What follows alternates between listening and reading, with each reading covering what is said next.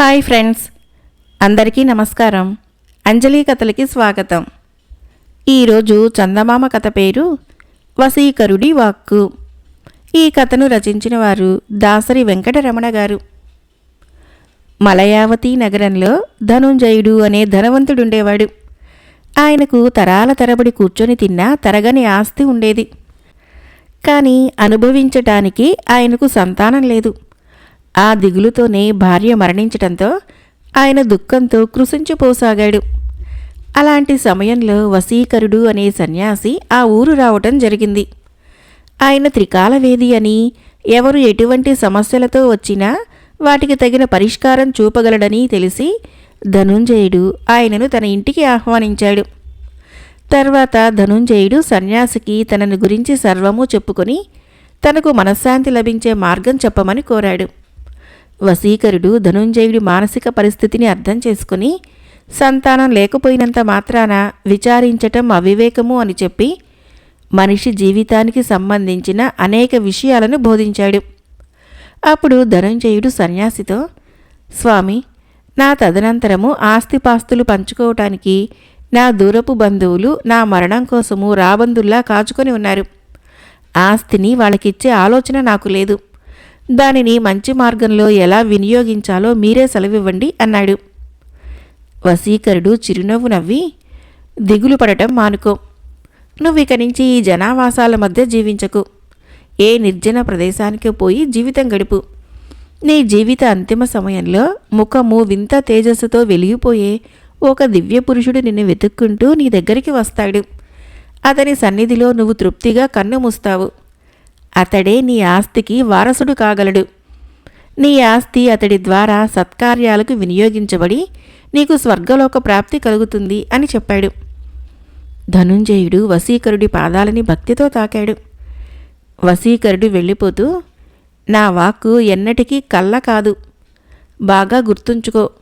నేను చెప్పిన ఆ మహానుభావుడి ముఖము తేజస్సుతో వెలిగిపోతూ ఉంటుంది అన్నాడు. ధనుంజయుడు తన ఆస్తి యావత్తు న్యాయాధికారి పరంచేసి ఆస్తి హక్కు పత్రాలను చూపించిన వ్యక్తికి ఆస్తిని అప్పగించమని చెప్పి ఆ నగరాన్ని వదిలిపెట్టాడు. అతడు మృణాళిని నదీ తీరంలోని అరణ్యంలో ప్రకృతి కనువిందు చేసే ప్రాంతాన ఒక పర్ణశాల నిర్మించుకొని తన జీవితాన్ని చరితార్థం చేసే మహానుభావుడి కోసము ఎదురుచూడసాగాడు.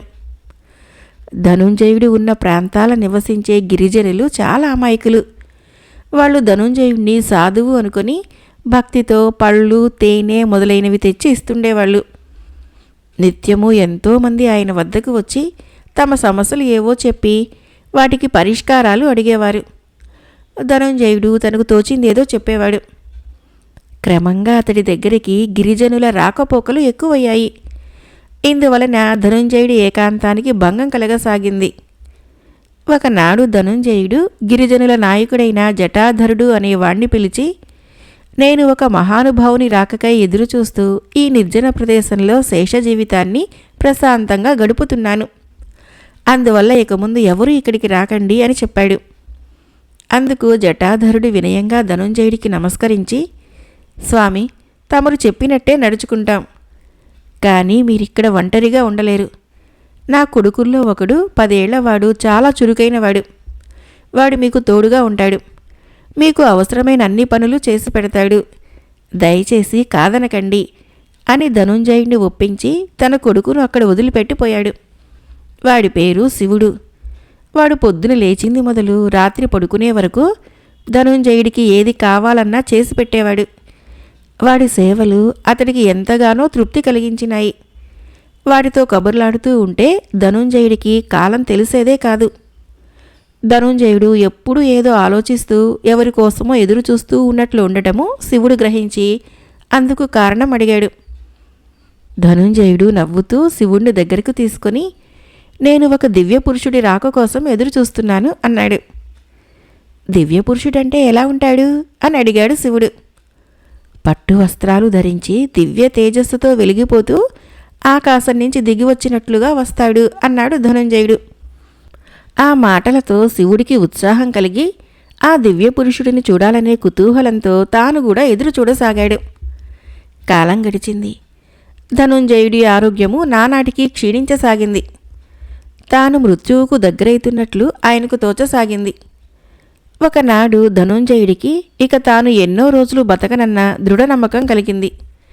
ఆయన శివుణ్ణి తన దగ్గరకు పిలిచి ఏదో చెప్పబోతూ వాడి ముఖంలోకి చూసి ఆశ్చర్యపోయాడు. శివుడి ముఖంలో ఒక విధమైన తేజస్సు ఉట్టిపడుతున్నది.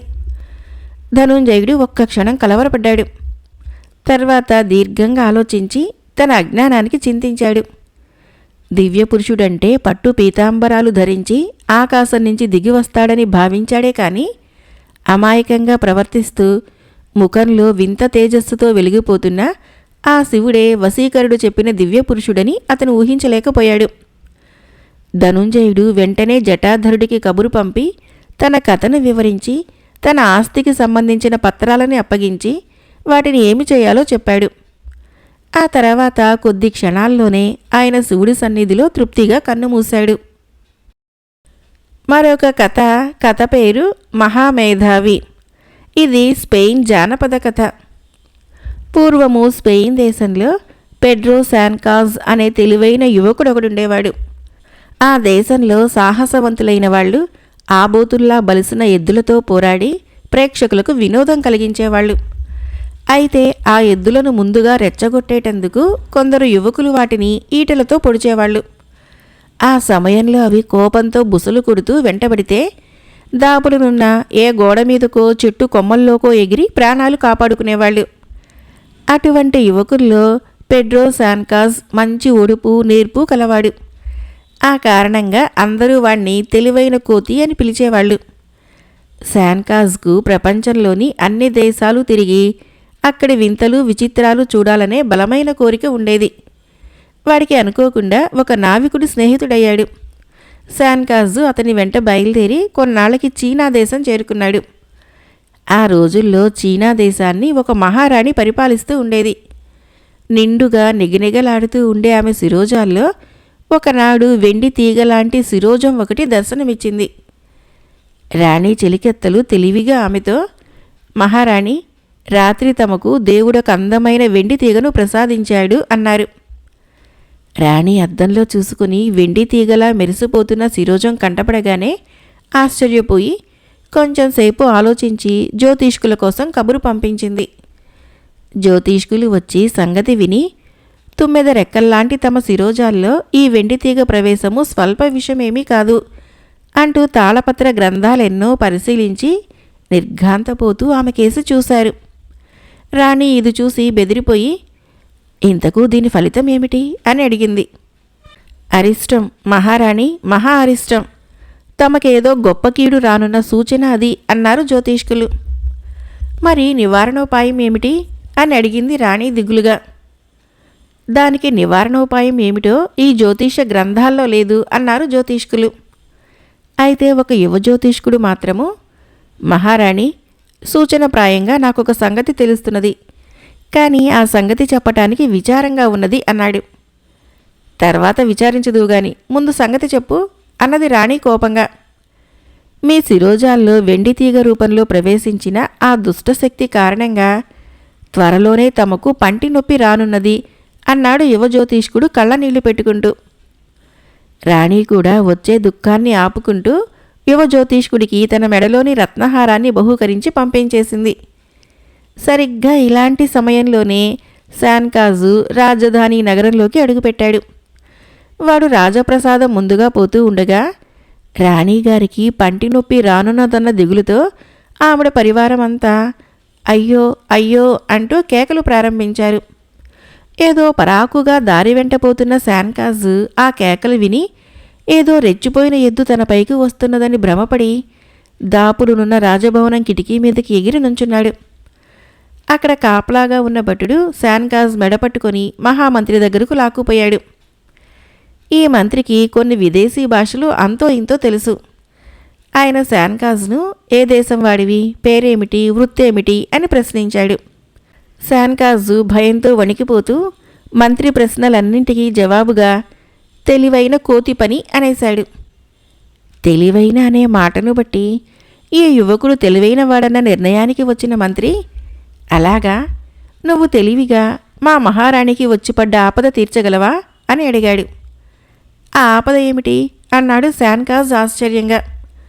మంత్రి సంగతేమిటో వివరించాడు. శాన్కాజు గట్టిగా చిటికలు వేసి, ఇలాంటి ఆపదలని క్షణాల్లో ఉఫ్ అంటూ ఊదేయగలను అన్నాడు. ఆ జవాబుకి మంత్రి గొప్పగా సంతోషించి నౌకర్లని శాన్కాజ్కు స్నానం చేయించి పట్టు వస్త్రాలు కట్టబెట్టి తక్షణం తీసుకుని రమ్మన్నాడు. వాళ్ళు అలాగే చేశారు. మంత్రి శాన్కాజ్ని వెంటబెట్టుకుని రాణి దగ్గరికి పోయి, మహారాణి, ఈ యువకుడు ప్రపంచ ప్రఖ్యాతిగాంచిన తెలివిగలవాడు. ఒక పెనుభూతం ఆవహించిన సుడిగాలొకటి ఇతన్ని సప్త సముద్రాల మీదుగా మోసుకొని వచ్చి మన రాజధాని నగరంలో పడవేసింది. ఇది మన అదృష్టము అని చెప్పాడు. ఆ సమయంలో శాన్కాజు రాణికి సాష్టాంగపడి ఉన్నాడు. రాణి అతడితో, ప్రపంచ ప్రసిద్ధ మేధావి, లేచి నిలబడు అన్నది. ఆమె మాట్లాడిన భాష తెలియక శాన్కాజు మంత్రిని, మహారాణిగారు ఏమంటున్నారు అని అడిగాడు మెల్లగా తల పైకెత్తుతూ. తలెత్తకు, అలాగే ఉండు. తల ఎత్తితే శిరచ్ఛేదం తప్పదు అంటున్నారు మహారాణిగారు అని మంత్రి జవాబిచ్చాడు. రాణి మంత్రిని, తెలివైన మహామేధావి ఏమంటున్నాడు అని అడిగింది. తమకు రాబోయే అరిష్టాన్ని క్షణంలో నివారిస్తానంటున్నాడు మహారాణి అన్నాడు మంత్రి. రాణి చాలా సంతోషించి అదేదో తక్షణం చేయమన్నది. మంత్రి నుంచి రాణి అన్నదేమిటో వినగానే శాన్కాజు లేచి నిలబడ్డాడు. మృదువుగా రాణి శిరోజాలలో ఉన్న తెల్ల వెంట్రుకను లాగివేశాడు. అలా చేసేటప్పుడు తన భాషలో ఉన్న ఏవో మంత్రాలని పెద్దగా పఠించాడు. ఆ తర్వాత రాణికి రానున్న మహా అరిష్టము తొలగిపోయినట్టు మంత్రికి చెప్పాడు. మంత్రి చీనా భాషలో ఈ సంగతి రాణికి చెప్పగానే ఆమె మహానందంగా, మహామంత్రి, ఇంత గొప్ప మేధావిని మనం వదులుకోకూడదు. మన దేశానికి ఈ రోజు నుంచి ఈ యువ మేధావి మహామంత్రి. ఇంతటితో మీ మంత్రిత్వం ముగిసింది కాబట్టి ఆచారం ప్రకారము మీ ఉరి వైభవ శుభకార్యము ఏర్పాటు చేయించండి. మీ ఆత్మశాంతికి 10,000 మంది పూజార్లతో పూజలు ప్రారంభింపచేయండి అన్నది. ఈ మాటలు వినగానే మంత్రికి ముచ్చెమటలు పోశాయి. శాన్కాజు మంత్రిని, మహారాణి గారేమంటున్నారు అని అడిగాడు. రాజవంశపు ఆచారం ప్రకారము కొత్త ప్రధానమంత్రిని నియమించినప్పుడు పాత మంత్రికి ఉరిశిక్ష విధిస్తారని, అందువల్ల తనకు మరణం తప్పదని మంత్రి చెప్పాడు. శాన్కాజు కొంచెంసేపు ఆలోచించి, మహామంత్రి, దిగులు పడకు. నేను రాణిగారు ఇవ్వజూపిన మహామంత్రి పదవిని అంగీకరించాలంటే ఆమె మిమ్మల్ని నాకు సహాయకులుగా ఇవ్వాలి. ఈ సంగతి మీరు మహారాణికి చెప్పండి అన్నాడు. ఇది వింటూనే మంత్రికి ప్రాణం లేచి వచ్చినట్లయింది. ఆయన రాణికి శాన్కాజ్ అభిప్రాయమేమిటో వివరించాడు. రాణి వెంటనే, అలాగా, ఈ మహామేధావి అభిప్రాయాలకు గొప్ప విలువ, గౌరవం ఉంటుందని నాకు తెలుసు. ఊరి విషయంలో మహాఘనత వహించిన మా రాజకుటుంబపు ఆచారాలని, సంప్రదాయాలని రద్దు చేస్తున్నాము అన్నది. మహాప్రసాదం అంటూ పాత మహామంత్రి రాణికి సాష్టాంగ నమస్కారం చేశాడు. ఈ విధంగా పెడ్రో శాన్కాజు మహామంత్రి కావటమే కాక త్వరలోనే చీనా భాష నేర్చుకుని పెళ్ళీడుకు వచ్చిన పాత మంత్రి ఏకైక కుమార్తెను వివాహమాడి మహామేధావిగా అందరి చేత కీర్తింపబడుతూ చాలా కాలము సుఖంగా జీవించాడు. మరొక కథ పేరు చిట్టి చలువ. ఈ కథను రచించిన వారు రాజకుమారి గారు. చిట్టి ఎప్పుడూ చలువ చేసే బట్టలే వేసుకుంటుంది. దాన్ని చూస్తే స్నేహితురాళ్ళందరికీ అసూయ. ఇంటి బట్టలుతికే సోమన్న తెచ్చిన బట్టలు ఒక్క రోజుకే మడత నలిగిపోవటం వలన వాళ్ళెవ్వరూ చిట్టిలాగా ప్రతిరోజు నలగని బట్టలు వేసుకోలేరు. మరి చిట్టికైతే తన బట్టలు తానే చలువ చేసుకోవటం వచ్చు. ఏ రోజు బట్టలు ఆ రోజే ఉతుక్కున్నాక చిట్టి చేసే పనేంటంటే ఒక చెంబు నిండా నిప్పులు పోసి ఆ చెంబును మందమైన గుడ్డతో పట్టుకొని తన చొక్కా మీద, పరికినీల మీద పామి చలువ చేస్తుంది. చలువ చేసిన దాని బట్టల్ని సోమన్న కూడా మెచ్చుకుంటాడు. తల్లి మాత్రము చిట్టిని ఏనాడూ మెచ్చుకోదు. దానికి ఆటల ధ్యాస ఎక్కువ. నాకేనాడు పనిలో సాయం చేయదు. అది బట్టల్ని ఎంత బాగా చలువ చేస్తే మాత్రం ఎవరికి కావాలి? అవన్నీ దాని బట్టలే కదా. పొరపాటున కూడా ఇతరుల బట్టలు చలువ చేయదు అంటుందామె. ఇదంతా తెలిసి నాయనమ్మ ఒకరోజు చిట్టిని పిలిచి మందలించింది. చిట్టి లెక్క చేయకుండా, నేను అమ్మకు బోల్డు సాయం చేస్తాను. అమ్మకెంతసేపు పని చేసినా తృప్తి ఉండదు. ఎంతసేపు నన్ను తిట్టడమే. చిన్నపిల్లలన్నాక ఆడుకోకుండా ఉండటం ఎలా? అమ్మ నన్ను ఆడుకోవద్దంటుంది. అందుకే అమ్మంటే నాకు కోపం. అమ్మకే పని చేసి పెట్టను అని చెప్పింది. కోడల్ని తప్పు పడితే నాయనమ్మకు ఇష్టమే కదా. అందువలన ఆవిడ ఎంతో సంతోషించింది. పోనీలేవే చిట్టి, అమ్మకే పనిలోనూ సాయపడకు, మరి ఇతరులకు సాయపడటానికేమి అని అడిగింది. నీకేం తెలియదు నాయనమ్మా. నాన్నగారేమో అస్తమాను మా చిట్టి సుకుమారి, దానికే పని చెప్పకూడదు అంటారు. ఆయనకి ఏదైనా పని చేసి పెడితే నేను సుకుమార్ని కాదనుకుంటారని భయం. అన్నయ్యకు పని చేద్దామంటే నేను వాడికంటే చిన్నదాన్ని కదా మరి. అయినా సరే వాడు నన్ను ముద్దుగా చూడడు. అన్నింటికీ తన మాటే వినాలంటాడు. వాడికి నేనెందుకు పని చేయాలి? ఇక చెల్లాయి సంగతి విను. అది నాకంటే చిన్నదే కదా. అయినా పెద్దదాన్నన్న సంగతి మర్చిపోయి నా మీద ఏమాత్రమూ గౌరవం లేకుండా మాట్లాడుతుంది. నేను చెప్పింది ఒక్కటి వినదు. పైగా తను చిన్నపిల్ల కాబట్టి ముద్దు చేయాలంటుంది. నా మాట విననప్పుడు నేను దాన్నెందుకు ముద్దు చేస్తాను? దాని బట్టలు ఎందుకు చలువ చేస్తాను? నువ్వే చెప్పు అన్నది చిట్టి. చిట్టి మాటలకి నాయనమ్మ నవ్వి, అయితే నువ్వెవరి పనులు చేయవన్నమాట, అవునా అని అడిగింది. ఎందుకు చేయను? నాకైతే నీ బట్టలు చలువ చేయాలనుంటుంది. కానీ ఏం లాభం? నీకేమో మడి. నీ బట్టలు నువ్వే ఉతికి ఆరేసుకుంటావు. వాటిని చలువ చేయటానికి వీల్లేదంటావు అన్నది చిట్టి. ఆహా, నీవన్నీ మీ తాతయ్య తెలివితేటలే అంటూ నాయనమ్మ చిట్టిని దగ్గరికి తీసుకుని మురిసిపోయింది. ఇంతలో చిట్టి అమ్మ అక్కడికి వచ్చి, సోమన్న ఊళ్ళో లేడట, సాయంకాలము పేరంటానికి వెళ్ళాలి. పట్టుచీర బాగా నలిగిపోయింది, కాస్త చలువ చేసి పెట్టమ్మా చిట్టి అన్నది. నేను చేయను అన్నది చిట్టి పెడసరంగా. తల్లి చిట్టిని తిట్టసాగింది. అప్పుడు నాయనమ్మ కల్పించుకుని, దాన్నెందుకే తిడతావు? పిల్లలతోనైనా సరే అవసరం ఉన్నప్పుడు మంచి మాటలాడి పని చేయించుకోవాలి. నువ్వు మరీ పెడసరం మనిషివి అంటూ కోడల్ని మందలించింది. మనవరాలు కదా అని వెనకేసుకునొచ్చి దాన్ని పాడు చేయకండి. నేను పెడసరం మనిషినైతే మీరు దాని చేత నా చీర చలువ చేయించండి చూద్దాము అని సవాలు చేసి చిట్టి అమ్మ అక్కడి నుంచి వెళ్ళిపోయింది. నాయనమ్మకి పౌరుషం వచ్చింది. ఆవిడ మనవరాలతో, నువ్వు గనక మీ అమ్మ చీర చలువ చేశావంటే నీకు దాని చేతే మంచి పట్టు పరికిణి కుట్టిస్తాను అన్నది. పట్టు పరికిణియే? అమ్మో, ఎంత గింజుకున్నా అమ్మ అందుకు ఒప్పుకోదు అన్నది చిట్టి. ఎందుకు ఒప్పుకోదు?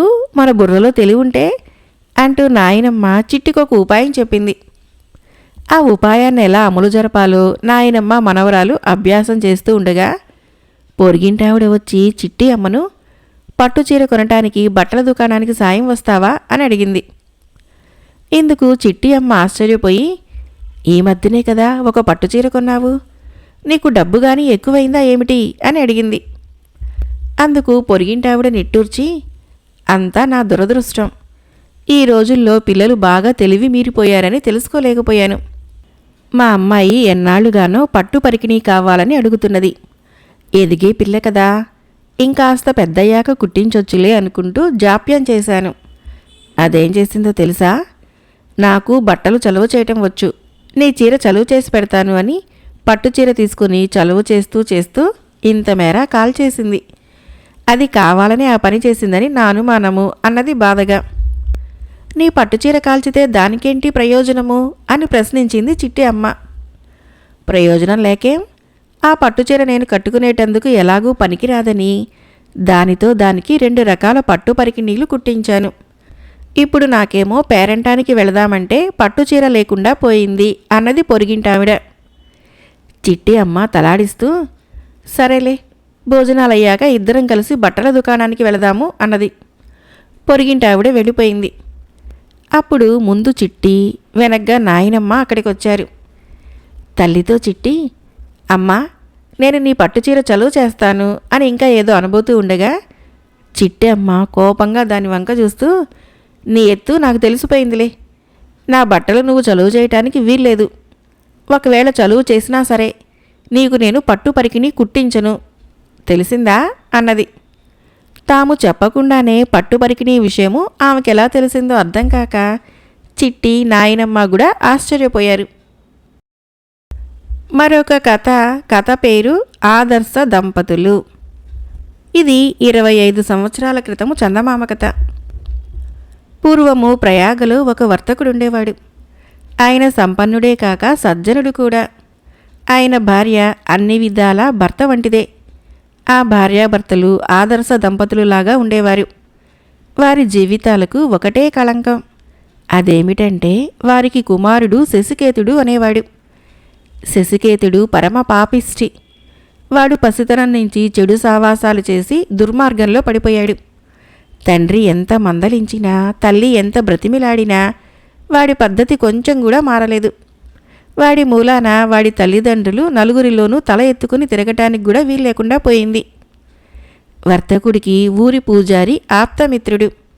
అందుచేత వర్తకుడు తన కొడుకు విషయము పూజారితో చెప్పుకున్నాడు.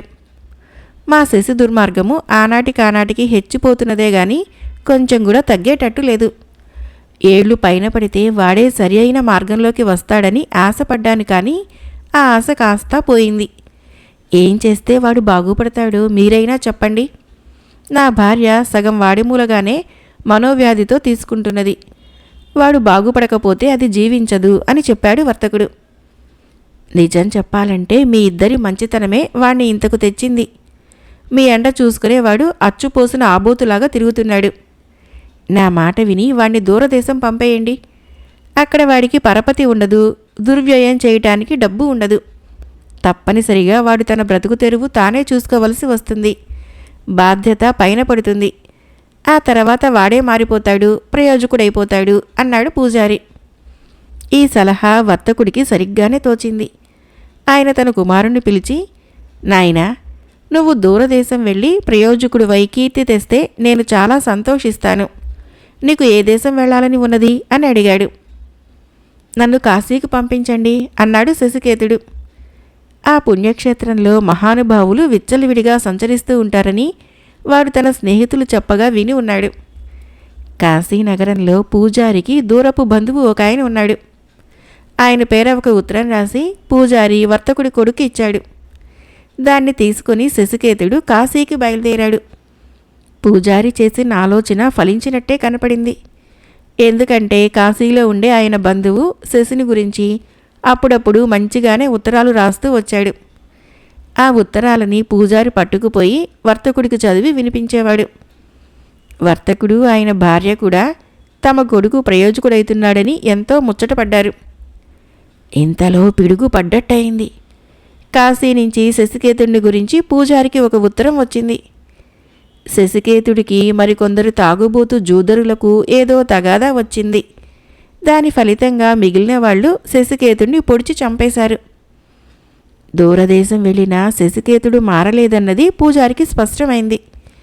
ఈ దుర్వార్తని తన స్నేహితుడైన వర్తకుడి చెవిన వేయటం ఎట్లాగో పూజారికి అర్థం కాలేదు.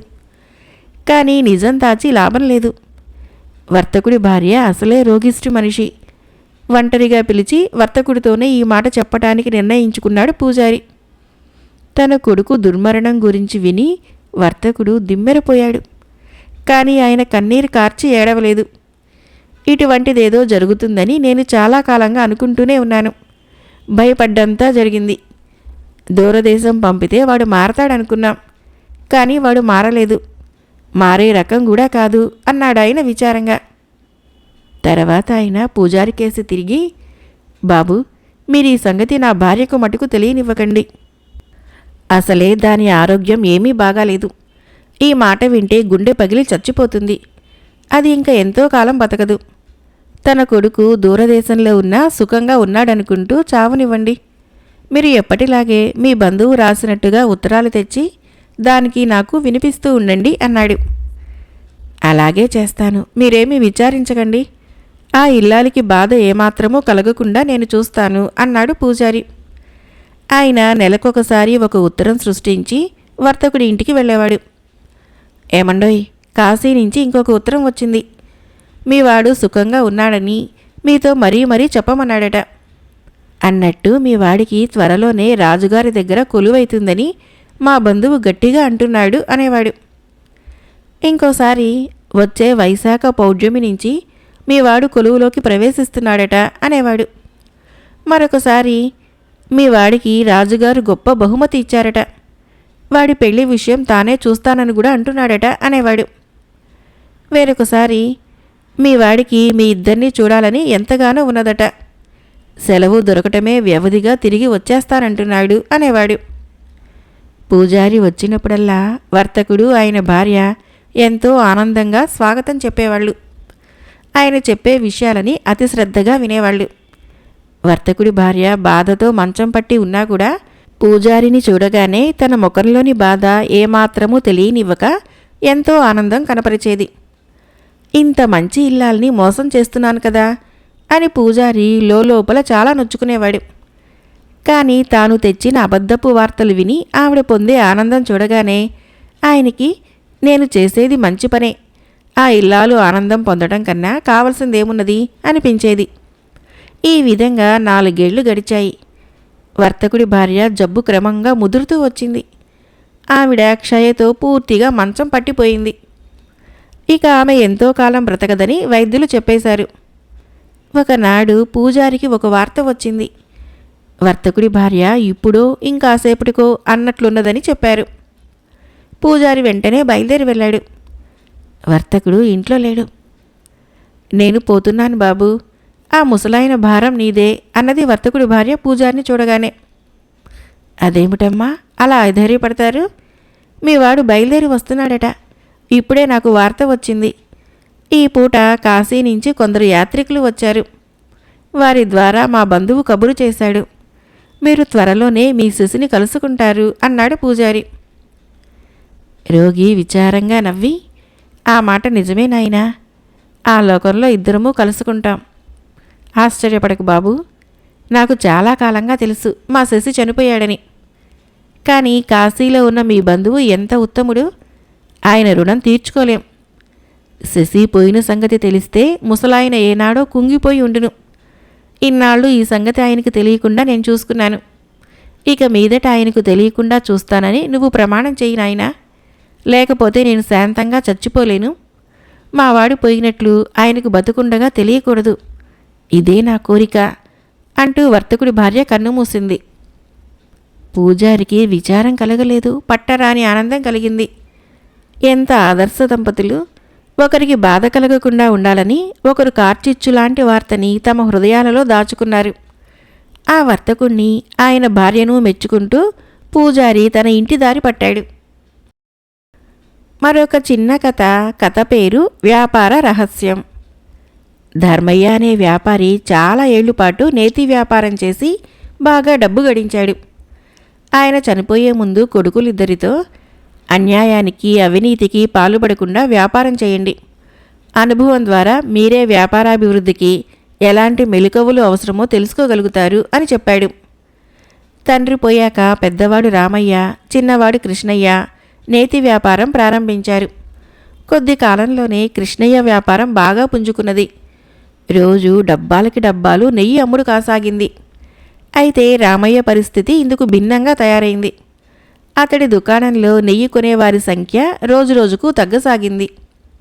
ఒక రోజున రామయ్య కృష్ణయ్య అంగడికి వచ్చి, తమ్ముడు, మనిద్దరము ఒకే నాణ్యత గల నెయ్యిని అమ్ముతున్నాం కదా, అయినా నీ దుకాణంలో ఎక్కువ మంది నెయ్యి కొంటున్నారు.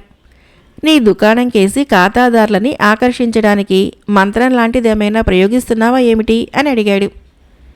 ఇందుకు కృష్ణయ్య చిన్నగా నవ్వి, మంత్రమూ లేదు తంత్రమూ లేదు అని అన్నకు గల్లా పెట్టిన పక్కనే ఉన్న నేతి డబ్బాలని చూపించాడు.